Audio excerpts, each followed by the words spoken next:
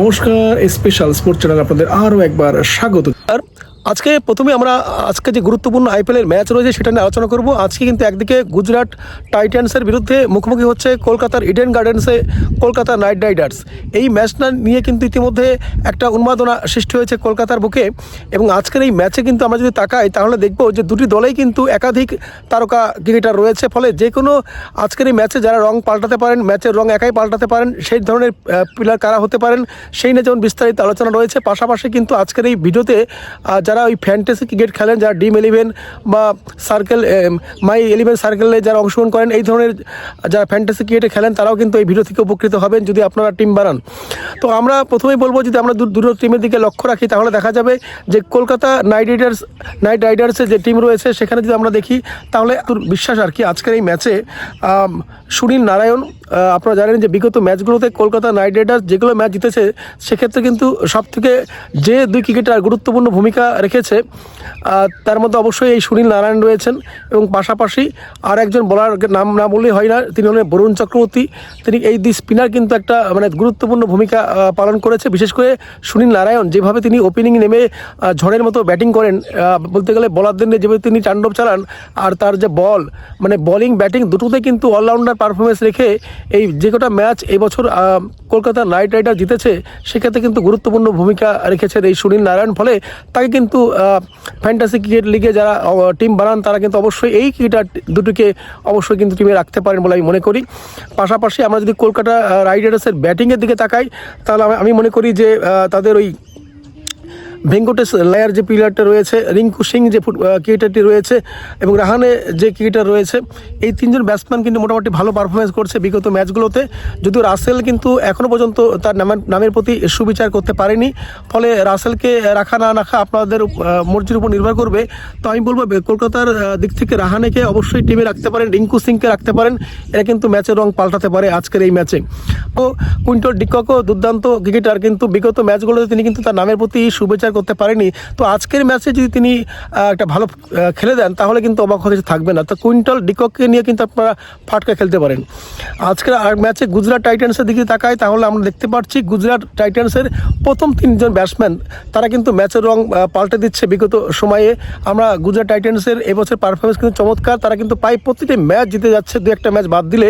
এবং আমরা দেখতে পাচ্ছি এই গুজরাট টাইটান্সের অন্যতম সেরা ব্যাটসম্যান জস বাটলার, তিনি কিন্তু আগের ম্যাচেই বলতে গেলে 90-এর কাছাকাছি রান করেছেন। বুঝতেই পারছেন যে কী ফর্মে, বিধ্বংসী ফর্মে রয়েছেন এই জস বাটলার। তিনি কিন্তু আগের ম্যাচ থেকেই ফর্মে ফিরেছেন। ফলে জস বাটলারকে কিন্তু আপনারা অবশ্যই উইকেট কিপার হিসেবে রাখবেন বলে আমি বিশ্বাস করি। পাশাপাশি সুদর্শন, তিনি কিন্তু দুর্দান্ত ফর্মে রয়েছেন। বিগত ম্যাচগুলোতে গুজরাটের জয়ের ক্ষেত্রে দুর্দান্ত একটা ভূমিকা তার ছিল। দুরন্ত ব্যাটসম্যান এই সুদর্শন, ভালো কিন্তু বাউন্ডারি মারার ক্ষেত্রে তার একটা মন শ্রেণী আমরা দেখেছি।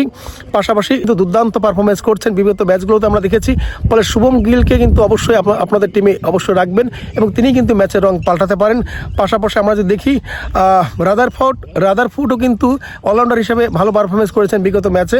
ফলে তার প্রতিও একটা বাজি আপনারা খেলতে পারেন বলে মনে করি। তাছাড়া এই দলে ওয়াশিংটন সুন্দর রয়েছেন, মোহাম্মদ সিরাজের মতো বলার রয়েছেন। মোহাম্মদ সিরাজ কিন্তু ভালো একটা সুইং বল করতে পারেন, ফলে তিনি কিন্তু আজকের ম্যাচে 1-2 উইকেট পাবেন বলে আমি বিশ্বাস করি, যে তিনি কিন্তু 2টো উইকেট অন্তত পেতে পারেন বলে মনে হচ্ছে। পাশাপাশি আমরা কৃষ্ণ কিন্তু দুরন্ত ফর্মে রয়েছেন। এই কৃষ্ণা তিনি কিন্তু অসাধারণ বোলিং করেছেন আগের ম্যাচে। ফলে এই কৃষ্ণাকে কিন্তু অবশ্যই আপনারা বোলার হিসেবে রাখবেন, এটা বিশ্বাস করি।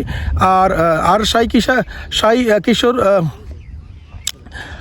যে রয়েছেন তিনি কিন্তু মোটামুটি ভালো ফর্মে রয়েছেন। আগের ম্যাচে তিনি পারফর্ম না করতে পারলেও বিগত ম্যাচে তিনি কিন্তু করেছেন। রাবাডাকে নিয়ে কিন্তু খুব একটা আমার আশা আমি দেখিনি, অন্তত এই ম্যাচগুলোতে যতগুলো ম্যাচ হয়েছে এই বছর রাবাডা কিন্তু একদমই ফর্মে নেই। ফলে তাকে রাখবেন কি না রাখবেন সেটা আপনার ব্যাপার। তবে এই ম্যাচ নিয়ে কিন্তু আমি যাদের নাম বললাম ইতিমধ্যে এরাই কিন্তু ফ্যাক্টর হতে পারেন। ফলে এই টিমে আজকে যে ম্যাচটা রয়েছে কলকাতা নাইট রাইডার্স সঙ্গে গুজরাট টাইটান্সের, এরাই কিন্তু ম্যাচের ভাগ্য করবেন।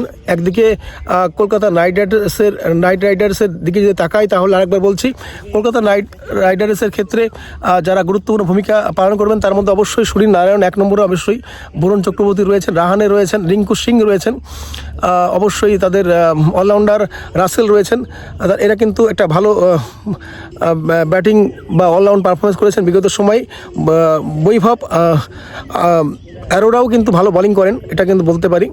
আর ডিকক, এই কুইন্টন ডিকক কিন্তু বিগত ম্যাচগুলোতে ভালো পারফরমেন্স না করলেও আজকে কিন্তু তিনি একটা ভালো পারফরমেন্স করতে পারেন বলে অনেকেই অনুমান করছেন। তো আমার ধারণা হয়তো আজকে থেকে তিনি ফর্মে ফিরতে পারেন। আর পক্ষান্তরে গুজরাটের 3জন ব্যাটসম্যান বিশেষ যারা কিন্তু বিধ্বংসী ফর্মে রয়েছেন এই মুহূর্তে, তার মধ্যে অবশ্যই জস বাটলার রয়েছেন, সুদর্শন রয়েছেন আর শুভম গিল। এই 3জন কিন্তু আপনারা অবশ্যই দলে রাখবেন, কেননা এরা কিন্তু ম্যাচের ভাগ্য যে কোনো সময় করে দিতে পারেন। এদের মধ্যে একজন অন্তত 50 পার করলে অবাক হওয়ার কিছু থাকবে না। পাশাপাশি রাদারফোর্ড, রশিদ খানের মতো প্লেয়ার রয়েছে। রশিদ খানও কিন্তু দুরন্ত, তিনি ভালো ব্যাটিং করতে পারেন, বোলিং দুটোই করতে পারেন। ফলে রশিদ খানকেও কিন্তু আপনারা দলে রাখতে পারেন। কৃষ্ণা কিন্তু দুরন্ত ফর্মে রয়েছেন বোলিংয়ে, পি কৃষ্ণা। সাই কিশোরকেও কিন্তু আমার ক্ষেত্রে একটা বাজি আজকের ম্যাচে। দেখা যাক এই টিম আপনারা যদি করেন, আশা করি অবশ্যই আজকে কিন্তু আপনাদের লাভবান হবেন। তো এই ছিল ছোট্ট ভিডিওটি ভালো লাগলে অবশ্যই লাইক, শেয়ার এবং চ্যানেলটি সাবস্ক্রাইব করে রাখুন। নমস্কার।